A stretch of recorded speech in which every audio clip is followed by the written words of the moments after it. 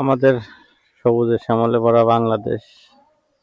আসলে গ্রামে আসলে বোঝা যায় যে আসলে কতটা সৌন্দর্য গ্রামের প্রাকৃতিক দৃশ্যগুলা।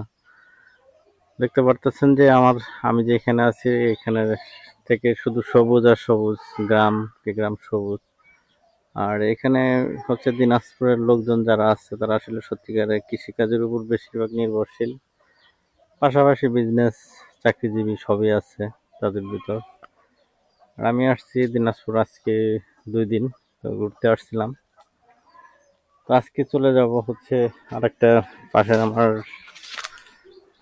আত্মীয় বলতে আমার বাইরের বাড়ি যেটা বলে।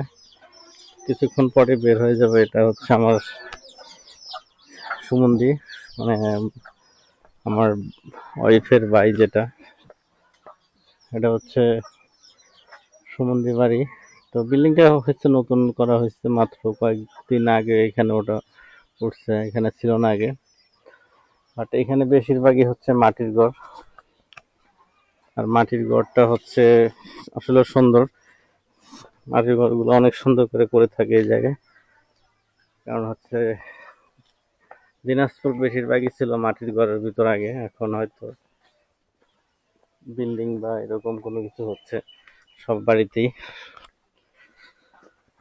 আর এটা হচ্ছে আমার চাচা শ্বশুরের বাড়ি, একটাই চাচা শ্বশুর আর কি, মোটামুটি বয়স হয়ে গেছে। আর ছেলে সন্তান নাই, ওনারা দুইজনের জন্য বাড়িটা এরকমই করে রাখছে।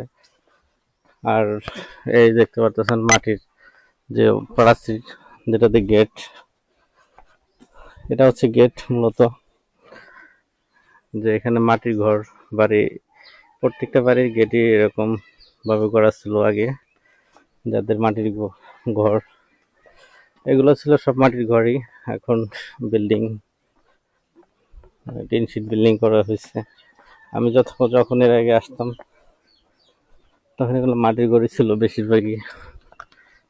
আমি বিয়ের সময় যখন আসছিলাম তখন এগুলো মাটির ঘর, এখন হয়তো বিল্ডিং হয়ে গেছে সব আস্তে আস্তে।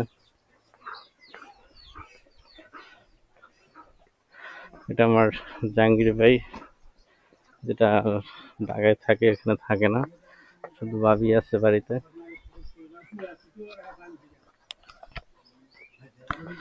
আর একটা চাচা শ্বশুর, চাচা তো আর কি, উনি গাছের যত্ন করতেছে।